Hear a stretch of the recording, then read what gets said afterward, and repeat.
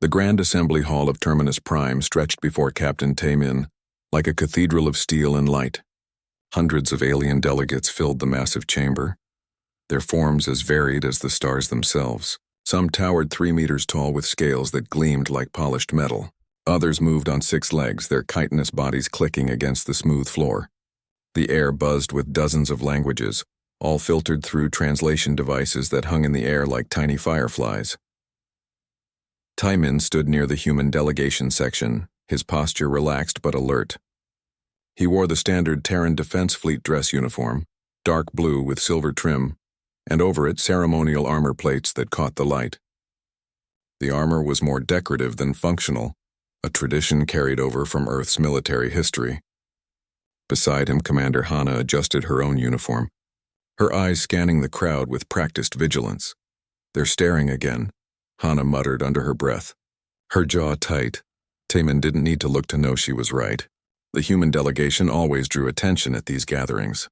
Humanity had only joined the galactic community 15 years ago, making them newcomers in a society where some species had been spacefaring for millennia.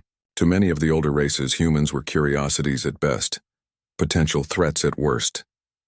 "Let them stare," Taemin replied quietly. "We're here as observers, nothing more." The summit had been called to discuss trade routes and territorial disputes, standard diplomatic fare. Humans had no vote in the proceedings yet, but Ambassador Quan Ho had insisted on sending representatives. Visibility mattered in galactic politics, he'd explained. If humanity wanted a seat at the table, they needed to be seen at the table. A ripple of movement caught Taemin's attention.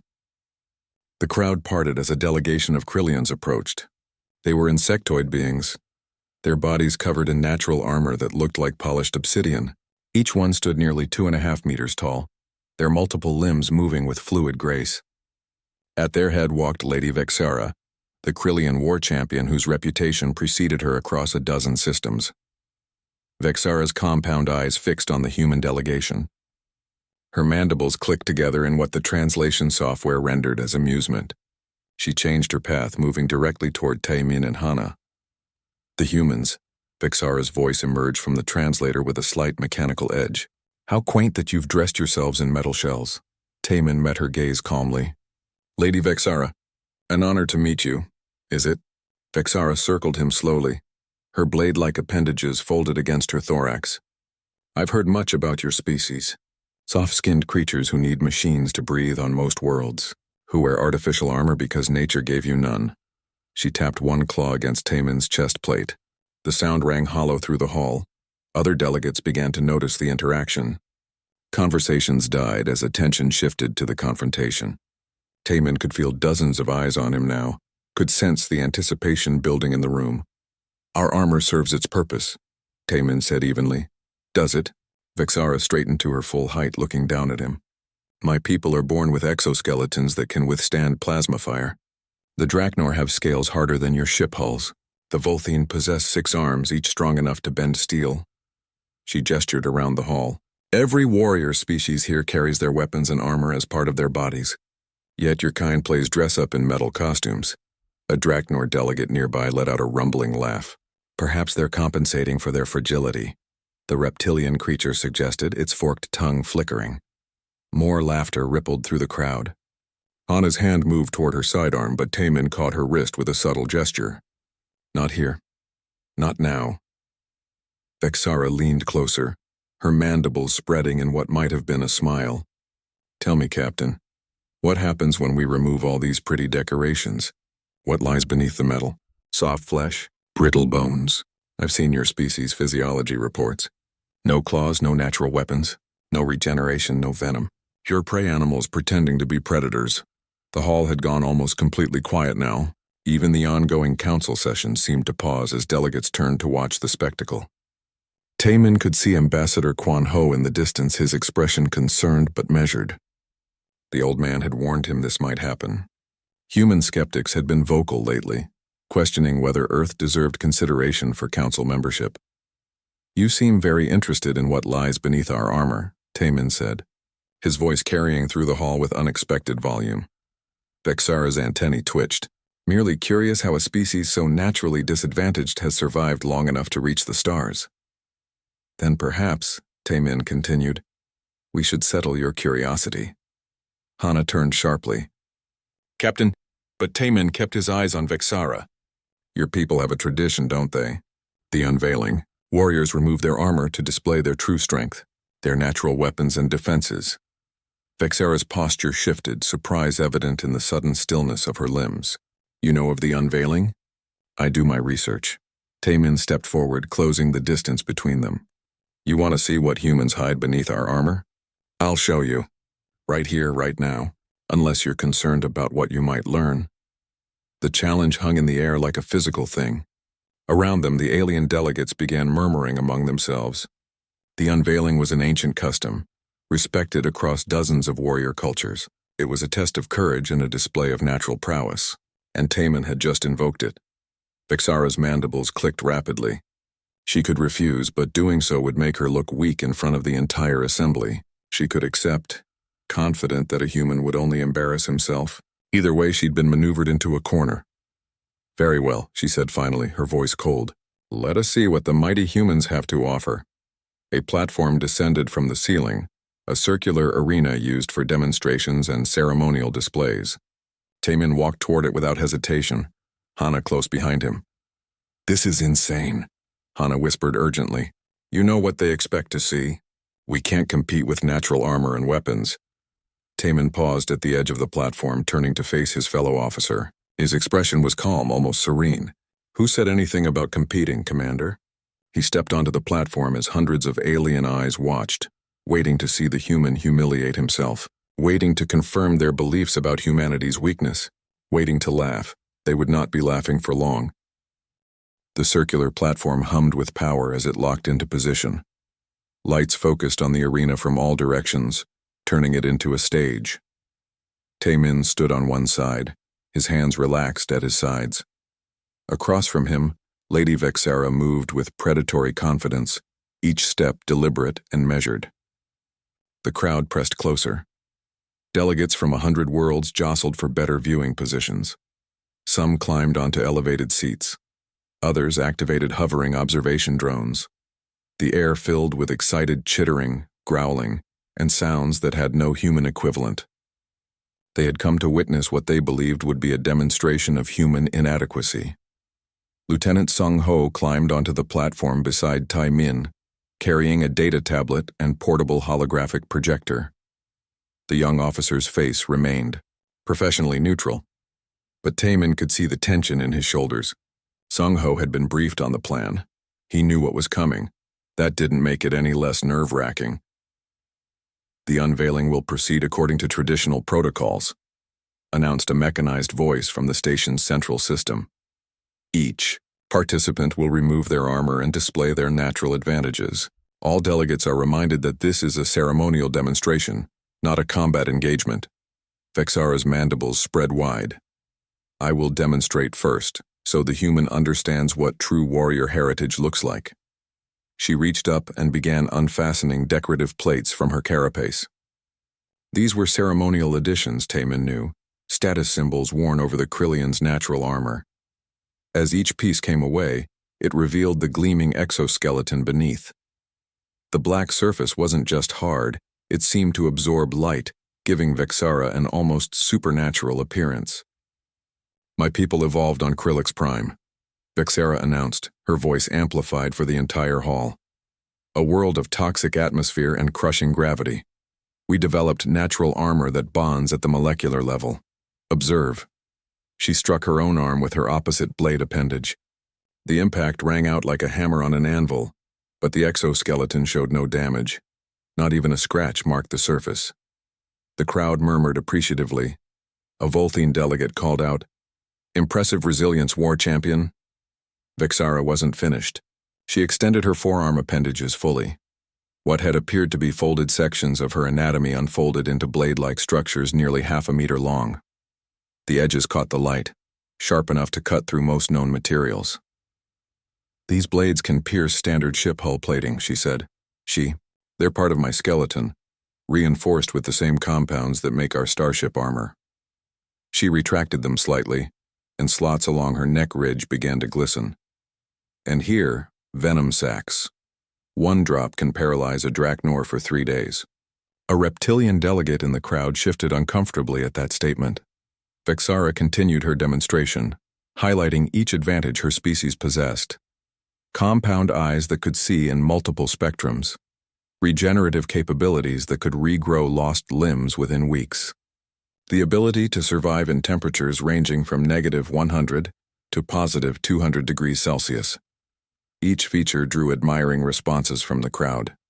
Furthermore, Vexara said, Krillian warriors can seal our respiratory systems and survive in vacuum for up to 30 minutes. We can detect chemical compositions through our antennae, making us nearly impossible to poison. And our reflexes operate 3 times faster than most species in this hall. She turned to face Taman, her blade appendages fully extended. This is what evolution creates when it forges a warrior race. This is the heritage of strength. She gestured toward him dismissively. Now, little human, show us what your species offers. Show us the flesh beneath your costume. The crowd erupted in anticipatory sounds. Some were laughing openly now. Others made bets in their native languages about how quickly the human would admit defeat. Taemin stepped forward calmly. His fingers moved to the clasps of his ceremonial armor, removing each piece with practiced efficiency.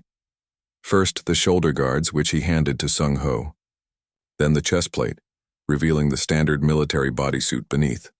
The arm bracers came next, then the leg protection.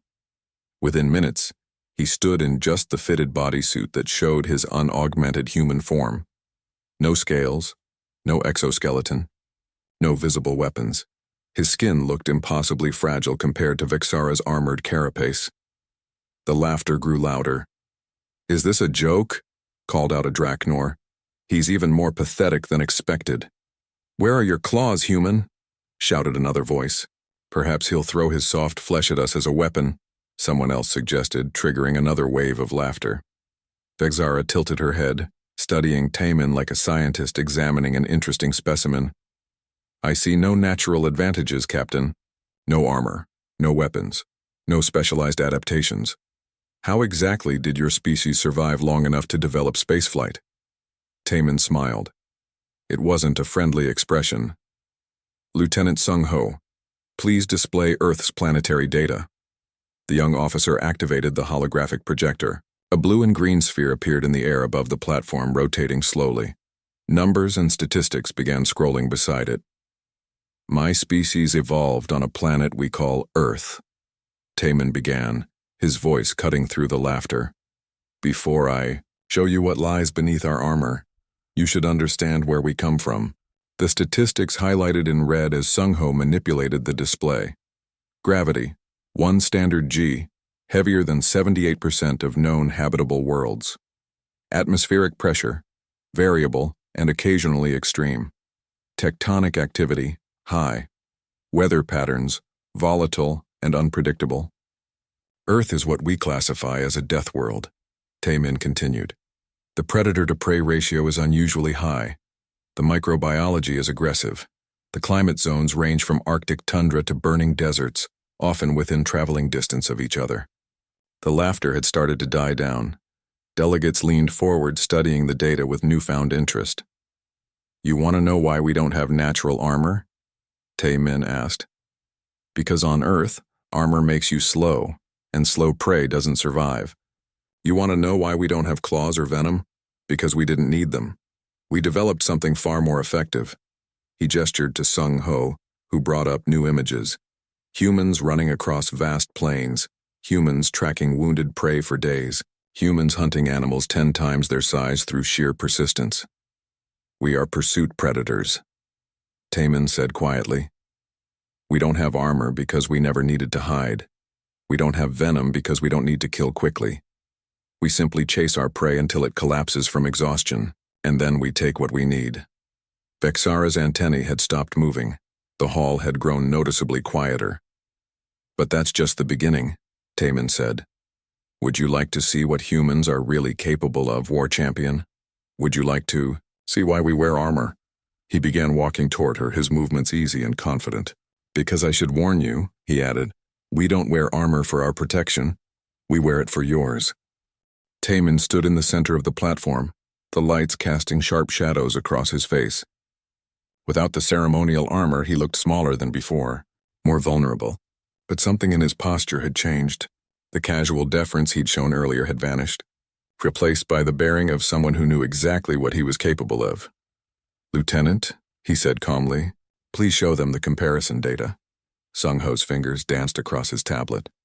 The holographic display shifted, showing anatomical diagrams of various species side by side. Krillian, Draknor, Volthene, and human forms rotated in the air, their internal structures highlighted in different colors.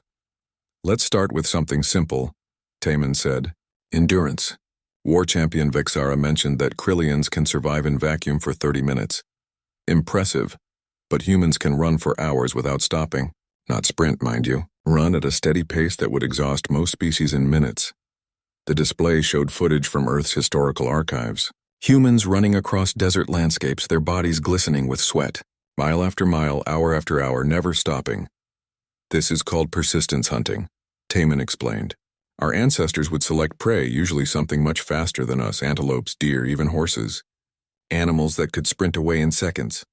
But we didn't need to catch them immediately. We just followed, and followed, and followed." New footage appeared. A group of human hunters tracking a large four-legged animal. The creature ran. The humans walked after it, never hurrying, never stopping. Hours passed in accelerated playback. The animal ran again. The humans followed. Eventually, the animal simply collapsed, its body overheated and exhausted. The humans, still sweating but functional, approached calmly. "We can do this because of something called thermoregulation," Taman continued. "Our bodies cool themselves through sweat. Most predators can't do this effectively. They overheat. We don't. We can maintain physical activity far longer than our prey or our competitors." A Volthene delegate spoke up, its multiple arms gesturing dismissively. "Endurance is meaningless in real combat. Speed and strength determine victory." Taman turned to face the speaker. "You're right that speed matters. So let me show you something else." He raised his arm, demonstrating the range of motion in his shoulder. "No other species in this hall has a shoulder joint like this. Watch." He rotated his arm in a complete circle, the movement smooth and unrestricted. Then he mimed a throwing motion, his arm whipping forward with surprising speed. "Humans can throw objects with accuracy and power that no other known species can match," he said. "This shoulder design, combined with our hip rotation and weight transfer, lets us hurl projectiles at speeds exceeding 100 kilometers per hour. Our ancestors killed prey from dozens of meters away with nothing but rocks and wooden spears." Sung-Ho displayed footage of human athletes, javelin throwers launching spears that flew impossible distances, baseball pitchers hurling balls that seemed to blur in flight. The measurements appeared beside each clip, showing velocities and distances that made several delegates murmur in surprise. "But perhaps you're still not impressed," Taman said. "Perhaps you think endurance and throwing ability don't matter in the age of technology. So let's talk about something more immediate." He gestured to his legs. "Human legs contain the strongest muscles in our body. They're designed for both distance and power. We can jump, climb, and maintain balance in ways most species cannot." The display showed human parkour athletes, their bodies flowing over obstacles with fluid grace, then mountain climbers scaling vertical surfaces, then soldiers carrying heavy equipment across rough terrain for days. "We evolved on a world where versatility meant survival," Taman said. "We can swim through water, climb vertical surfaces, run across uneven ground, operate effectively in temperatures from -40 to +50 degrees Celsius." A Draknor delegate's forked tongue flickered skeptically. "Temperature resistance, please. My species operates comfortably from -20 to +60 degrees. Request permission to demonstrate," Taman said to the station's control system. A mechanical voice responded, "Demonstration chamber available. Specify parameters. Temperature variance test. Range from -20 to +45 Celsius." Warning lights flashed as a transparent chamber rose from the platform floor. It was large enough to hold several people, with visible temperature control systems built into the walls. Taman stepped inside without hesitation, still wearing only his bodysuit. "Beginning temperature cycle," announced the station system. The display showed the internal temperature dropping rapidly. -5, -10, -15, -20. Taemin stood calmly in the center, his breath visible in the frigid air. His exposed skin reddened slightly, but he showed no signs of discomfort. No shivering. No distress. The crowd watched in silence as the temperature held at -20 for a full minute. Then it began to rise. 0, 10, 20, 30. The chamber grew warm. 40, 45 degrees Celsius. The air shimmered with heat. Sweat appeared on Taemin's skin, but he remained standing, his breathing steady and controlled. Humans have colonized worlds across a temperature spectrum that most species find uninhabitable. Taemin's voice came through the chamber's speakers. Ice worlds where the average temperature is -30. Desert planets where it regularly exceeds 50 degrees. This range? This is comfortable for us. The chamber doors opened. Taemin stepped out, his skin flushed from the heat but otherwise unaffected. Several alien delegates had moved away from the chamber, their own bodies unable to tolerate even the radiated temperature changes. Vexara's mandibles clicked together rapidly, a sign of agitation. Endurance, throwing ability, temperature tolerance. These are interesting traits, I suppose. But you still haven't shown us any actual weapons. Where are your claws? Your venom? Your natural defenses? Taemin walked slowly across the platform toward her. When he spoke, his voice was soft but carried clearly through the now silent hall. You keep asking about claws and venom, War Champion. You want to see natural weapons? He stopped 3 meters away from her. Every part of my body is a weapon. Hands that can grip with enough force to crush. Elbows and knees designed for striking. A skull thick enough to use as a battering ram. Teeth that can tear through flesh. He raised his hand, making a fist. The muscles in his arm stood out clearly through his skin. But you know what the real weapon is? The thing that makes humans truly dangerous. He tapped the side of his head. This our brains, because every species in this hall was given their weapons by evolution. They're locked into what nature provided. But humans? We learned to create any weapon we could imagine. Sung-Ho brought up new images. Stone tools, bronze swords, steel armor, guns, missiles, spacecraft bristling with weapons that could crack planets. We didn't have claws, so we invented blades sharper than any natural weapon, Taemin said. We didn't have armor, so we forged materials stronger than any exoskeleton. We didn't have venom, so we created chemical weapons so horrible that we banned ourselves from using them. The images continued. Battlefield after battlefield. Cities in ruins. Entire landscapes transformed by human warfare. My species has been at war with itself for most of recorded history, Taemin said quietly. We fought with sticks and stones, then swords and shields, then guns and cannons, then nuclear weapons capable of destroying our entire world. We learned warfare not from necessity but from each other. We perfected it over thousands of years. He turned to face the entire assembly, his voice rising. You want to see what's under the armor? This is it. A species that evolved without natural weapons and became the most dangerous thing on their planet anyway. A species that looked at every disadvantage and turned it into an advantage. A species that learned to make tools and weapons and eventually spacecraft, all because we refused to accept our limitations. The hall had gone completely silent. Hundreds of eyes stared at Taemin, seeing him with new understanding. The small, soft-skinned human suddenly seemed much larger than his physical form. So yes, War Champion, Taemin said, meeting Vexara's compound gaze. We wear armor. But not because we're weak. We wear it because we know what we're capable of, and we choose to limit ourselves. We follow rules of engagement. We honor treaties. We show restraint. He spread his arms wide. Because without those limits, without that armor of civilization, we're terrifying. The silence stretched across the Grand Assembly Hall like a physical weight. Delegates who had been laughing minutes ago now stood frozen, their expressions ranging from shock to unease. Vexara remained motionless on the platform, her blade appendages slowly retracting against her carapace. Taemin let the moment hang in the air. He understood the power of silence, of letting information settle into minds that had been prepared to mock. Then he nodded to Sung-Ho. Bring out a training dummy. Standard Galactic Council specification. The platform floor opened and a mechanical arm lifted a humanoid-shaped target into view. The dummy was constructed from reinforced composite material, the same substance used in ship hull construction. It was designed to withstand strikes from most species' natural weapons, a tool used to test combat readiness across a dozen warrior cultures. Taemin approached the dummy slowly. He raised his right hand, examining his own fist as if seeing it for the first time. The fingers curled inward, thumb positioned correctly across the knuckles. It looked unremarkable. No claws extended from the fingertips. No bony protrusions emerged from the knuckles. Just soft flesh wrapped around bone. Human bone density is higher than most species realize, he said conversationally. Our skeletal structure evolved to handle stress loads from running, climbing, and throwing. But it also gave us something else. He positioned himself beside the dummy, his body settling into a stance that looked deceptively casual. The ability to hit things very, very hard. His fist moved almost too fast to follow. There was a sharp crack that echoed through the chamber, a sound like a gunshot. The training dummy rocked backward on its base, and there, clearly visible across its chest, a spider web of cracks spread through the reinforced material. The crowd gasped. That dummy was designed to withstand blade strikes from Krillian appendages. It could handle the crushing force of Volthene limbs, yet a single punch from an unaugmented human had cracked its surface. Humans don't have the strongest bite force, Taemin said, flexing his hand.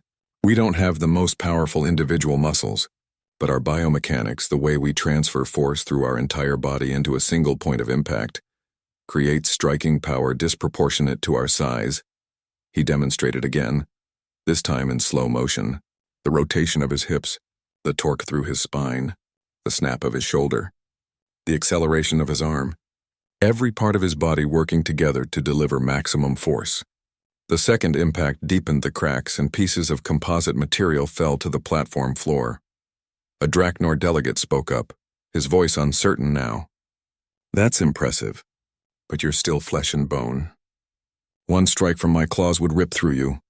You're absolutely right, Taemin agreed. In a straight physical confrontation, most species here could kill me.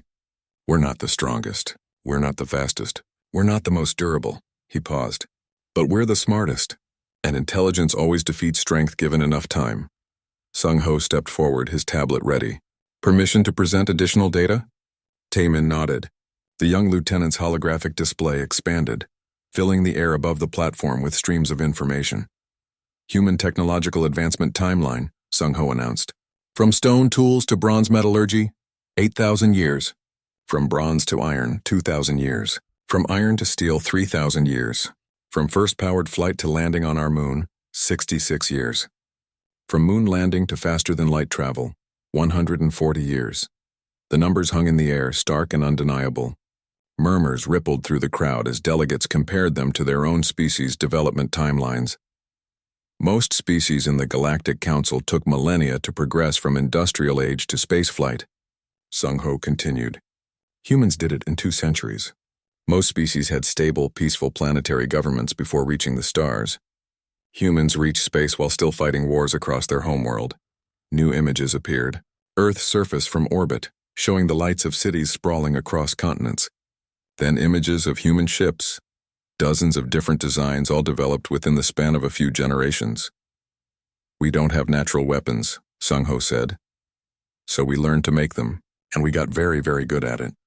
The display shifted to show human military technology, not the ceremonial equipment they wore to diplomatic functions, but actual weapons systems. Railguns that could punch through ship armor, missiles that could track targets across light seconds of distance, point defense systems that could intercept incoming fire with 99% accuracy. Our ships carry weapons that can reduce a continent to ash, Sung-Ho said quietly. We developed nuclear weapons before we even left our home planet. Before we knew other species existed, we had created the means to destroy ourselves completely. Vixara's antennae twitched. Then your species is suicidal, insane. No, Commander Hana spoke up from the edge of the platform. She had been silent throughout the demonstration, but now she climbed up to join Taemin. We're survivors. Do you know how many extinction-level events Earth has survived? Asteroid impacts, supervolcano eruptions, ice ages, mass species die-offs. And through all of it, our ancestors survived. We learned to adapt, to overcome, to never give up. She gestured to the holographic display, which now showed human soldiers in combat.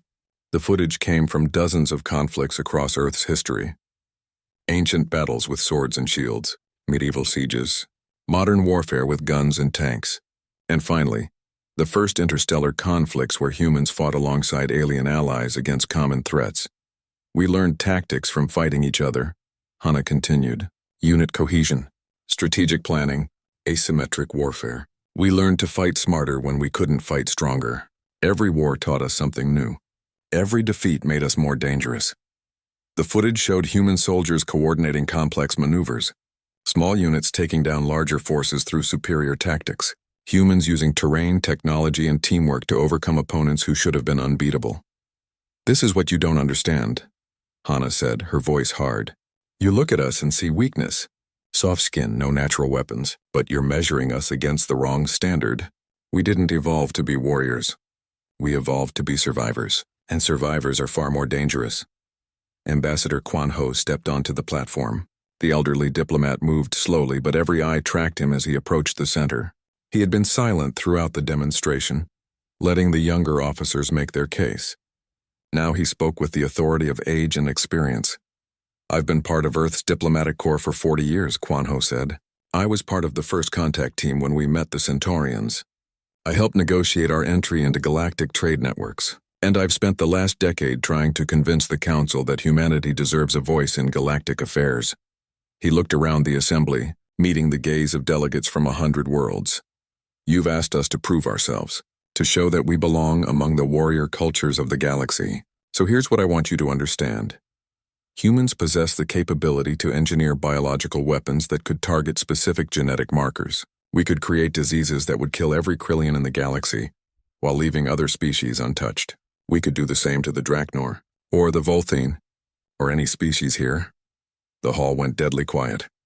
We have the technology, Quan Ho continued. We've had it for over a century. We don't use it because we understand the horror of such weapons. We banned them among ourselves before we ever left Earth. We made a choice as a species to limit our own destructive capabilities. He turned to Vexara. You asked what lies beneath our armor, War Champion. This is it. A species that could wage total war, commit genocide with the push of a button, or unleash horrors that would make your nightmares seem pleasant. But we don't. We wear armor, physical and moral, because we know what we're capable of. We follow rules of engagement not because we're weak, but because without restraint we're monsters. The ambassador's words echoed through the chamber. No one spoke. No one moved.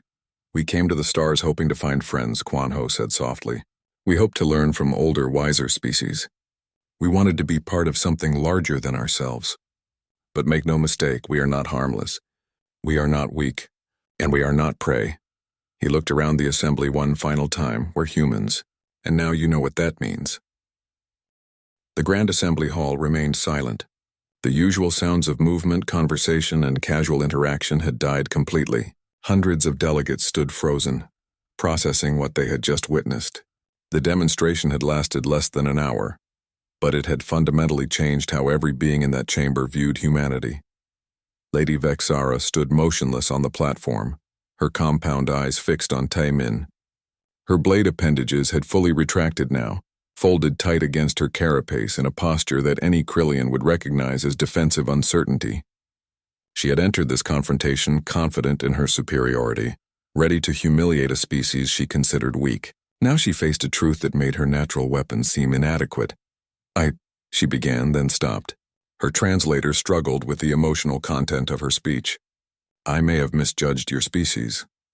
It was not quite an apology, but coming from a war champion of the Krillian Empire, it was close. Taemin recognized the significance. He had studied Krillian culture extensively, knew how rarely they admitted error.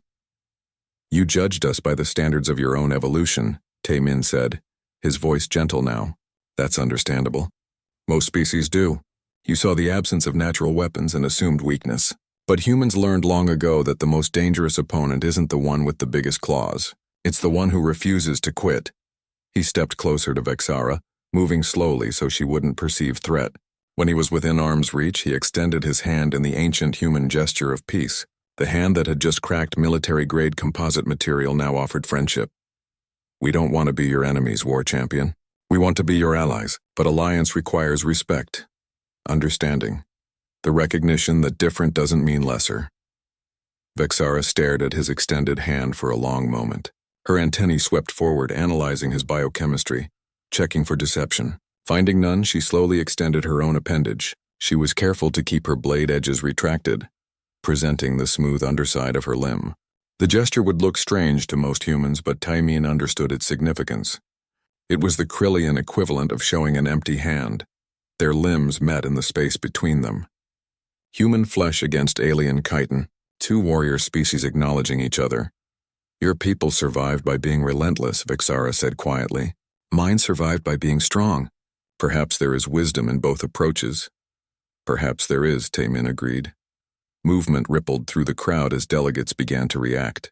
Conversation started up again, but the tone had changed completely. The mockery was gone. In its place was cautious respect, curiosity, and in some cases visible unease. A section of the assembly floor opened and a hovering platform rose into view. On it stood High Arbiter Quelix, the ancient Vithian who served as the Council's neutral adjudicator. His species was among the oldest in the galaxy, tall and thin with skin that seemed to shimmer with internal light. His eyes, large and multifaceted, took in the entire scene with ancient wisdom. Today, Quelix's voice resonated through the hall without need for electronic amplification. We have witnessed something remarkable, a demonstration that challenges our assumptions about what makes a warrior species. He gestured toward the platform where Taimin still stood with Vexara. For too long, we have judged species by their natural weapons, by the strength of their armor or the sharpness of their claws. We have assumed that evolution's gifts are the only measure of a people's worth. His gaze swept across the assembly. But Captain Taimin and his delegation have shown us something else. They have shown us that intelligence, determination, and adaptability can be more powerful than any natural weapon. Quelix floated closer to the platform, his luminescent skin pulsing with colors that his species used to convey emotion. Humanity has petitioned for full membership in this council.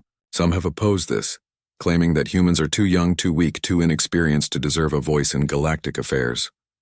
He paused. I believe today's demonstration has addressed those concerns. A murmur ran through the crowd. Several delegates who had been vocal opponents of human membership looked uncomfortable now.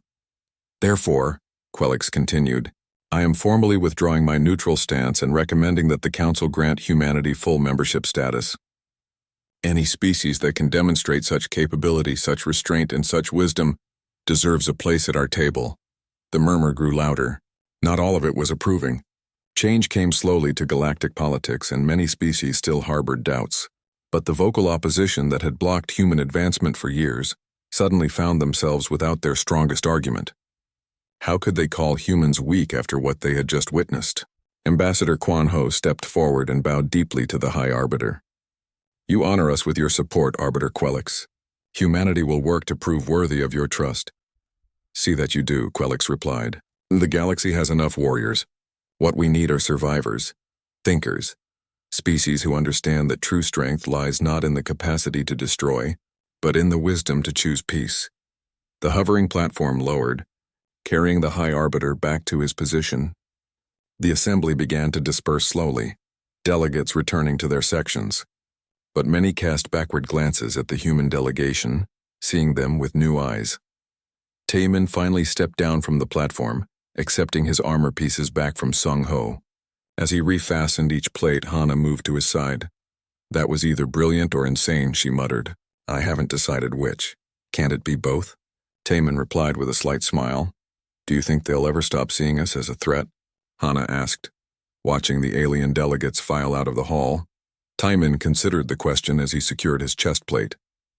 Through the massive viewports that lined the hall, he could see the stars spreading out in all directions. Humanity had dreamed of reaching them for centuries. Now they were here, standing among species that had been exploring the cosmos for millennia. It was overwhelming and humbling. Maybe, he said finally.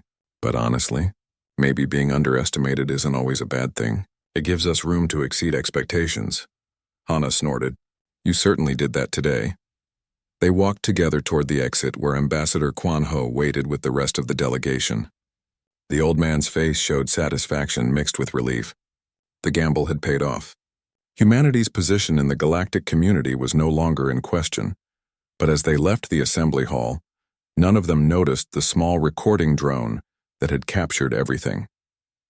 Within hours, footage of the unveiling would spread across 100 worlds.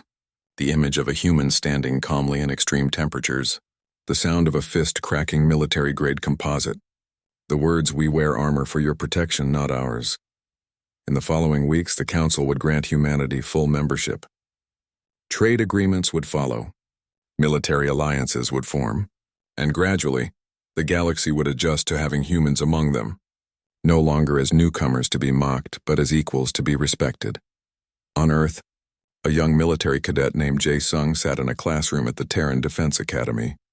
The instructor, Commander Yuna, paused the holographic replay at the exact moment the assembly hall had gone silent. The frozen image showed Taemin standing tall. Vexara's posture shifted from aggression to respect, and hundreds of alien faces showing shock and newfound understanding. "Study this moment carefully, cadets," Commander Yuna said. "This is what we aspire to. Not domination, not conquest, but respect earned through demonstration of capability combined with restraint."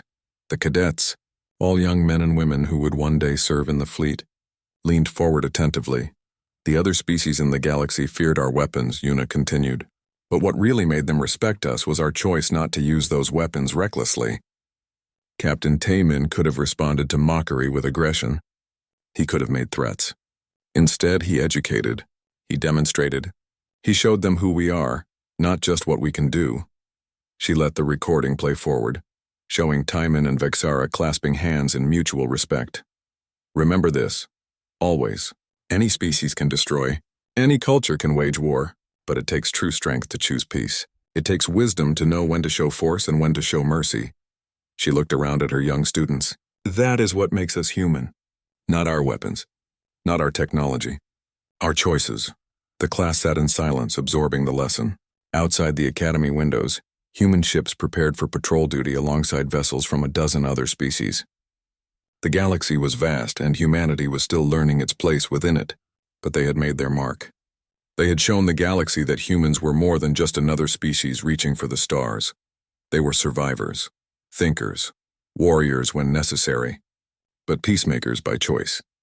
Far above Earth on Terminus Prime, Taemin stood at an observation window in the diplomatic quarters. He had removed his armor and changed into casual clothing. His hand still ached slightly from striking the training dummy, a reminder that even enhanced human bones had their limits. Hana joined him at the window, carrying 2 cups of tea she'd acquired from the station's human-compatible food synthesizer. "Penny for your thoughts?"